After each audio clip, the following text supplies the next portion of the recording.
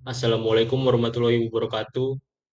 Perkenalkan, nama saya Valentino Ritonang dengan NIM channel 24004, Prodi D3 Akuntansi kelas B, Fakultas Ekonomi dan Bisnis Universitas Jambi. Di sini saya akan mempresentasikan materi hukum benda dan permasalahannya dan e-commerce. Di sini saya akan melakukan presentasi guna memenuhi tugas dengan mata kuliah aspek hukum dalam bisnis dengan dosen pengampu saya yaitu yang terhormat Dr. Wirmi Eka Putra SE MSI CI KNR CSRS. Baiklah, yang pertama itu pengertian hukum benda. Apa itu hukum benda? Hukum benda adalah terjemahan dari istilah bahasa Belanda yaitu Zakenrecht. Menurut Prof. Sodiman Kartohadiprodjo, hukum kebendaan ialah semua kaidah hukum yang mengatur apa yang diartikan dengan benda dan mengatur hak-hak atas benda. Adapun menurut Prof. L.J. Apeldoorn, hukum kebendaan adalah peraturan mengenai hak-hak kebendaan.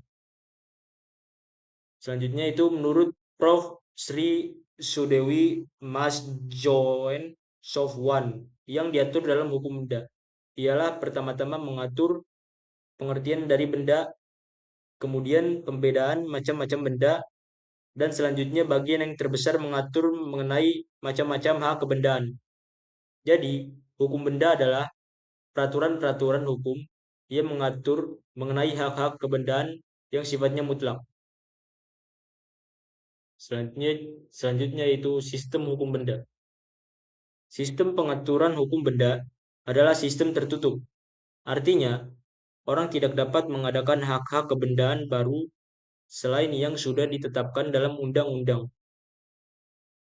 Jadi, hanya dapat mengadakan hak kebendaan terbatas pada yang sudah ditetapkan dalam undang-undang saja. Hal ini berlawanan dengan sistem hukum di perikatan, di mana hukum perikatan mengenai sistem terbuka. Artinya, orang dapat mengadakan perikatan ataupun perjanjian mengenai apapun juga, baik yang sudah ada aturannya dalam undang-undang maupun yang belum ada peraturannya sama sekali. Jadi, siapapun boleh mengadakan suatu perikatan atau perjanjian mengenai apapun juga. Dengan demikian, hukum perikatan mengenal asas 7 kebebasan berkontrak. Namun demikian, berlakunya asas kebebasan berkontrak ini dibatasi oleh undang-undang, kesusilaan, dan ketertiban umum. Selanjutnya itu pengertian e-commerce. Apa itu e-commerce? E-commerce adalah kegiatan-kegiatan bisnis yang menyangkut konsumen atau consumers, manufaktur atau manufacturers, service provider, dan pedagang perantara atau intermediaries dengan menggunakan jaringan-jaringan komputer atau computer networks, yaitu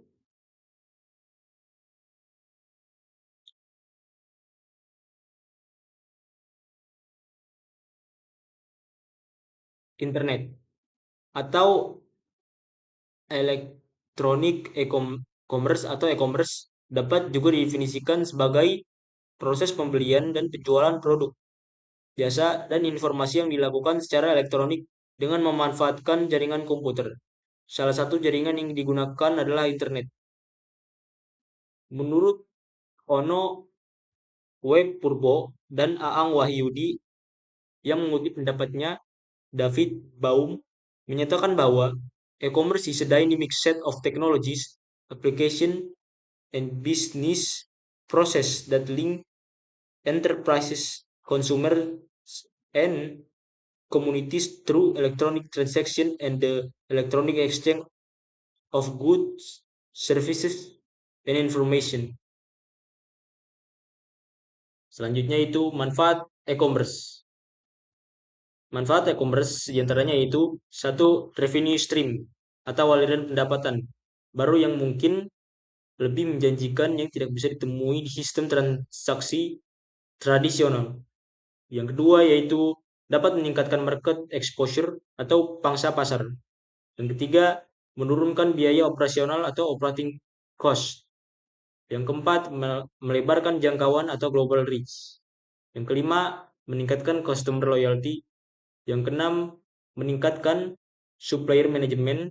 Yang ketujuh, memperpendek waktu produksi. Dan yang terakhir, yang kedelapan, meningkatkan value chain atau mata rantai pendapatan. Selanjutnya di sini ada faktor pendukung e-commerce.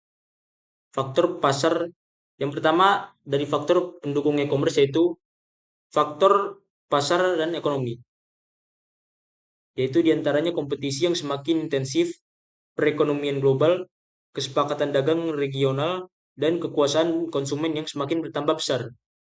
Yang kedua yaitu faktor sosial dan lingkungan, seperti perubahan karakteristik angkatan kerja, disregulasi pemerintah, kesadaran dan tuntutan akan praktis etis, kesadaran dan tuntutan akan praktis etis, kesadaran akan tanggung jawab sosial perusahaan dan perubahan politik. Yang terakhir yaitu faktor teknologi. Faktor teknologi meliputi singkatnya usia siklus hidup produk dan teknologi. Inovasi yang muncul hampir setiap waktu, information overload, dan berkurangnya rasio biaya teknologi terhadap kinerja. Selanjutnya yaitu jenis-jenis transaksi e-commerce. Yang pertama yaitu ada cek elektronik. Yang kedua, kartu kredit elektronik. Tiga, kartu pembelian. Yang keempat, uang elektronik. Setelah itu, kartu uang simpanan. Yang keenam, kartu pintar atau smart card. Yang ketujuh, pembayaran online atau antar individu. Yang kedelapan, tagihan elektronik. Yang kesembilan, pembayaran melalui ATM. Yang sepuluh, e-wallet. Yang ke-11, kartu kredit virtual. Dan yang terakhir yang ke-12, pembayaran berdasarkan sidik jari. Dan di sini kesimpulan dari materi yang saya paparkan di sini adalah yaitu yang pertama, hukum benda merupakan bagian dari hukum perdata yang mengatur hak atas suatu benda baik bergerak maupun tidak bergerak serta memberikan kepastian dan perlindungan hukum bagi pemiliknya. Yang kedua, yaitu sistem hukum benda bertujuan melibatkan ketertiban dan kejelasan dalam hubungan kepemilikan di masyarakat. Yang ketiga, e-commerce.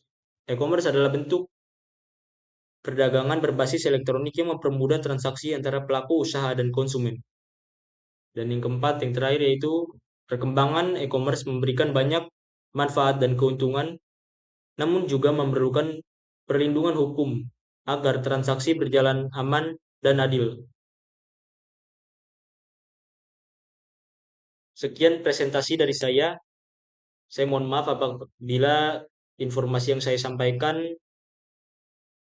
belum 100% akurat dan terdapat kesalahan di dalamnya. Sekali lagi saya berterima kasih dan pamit undur diri. Wassalamualaikum warahmatullahi wabarakatuh.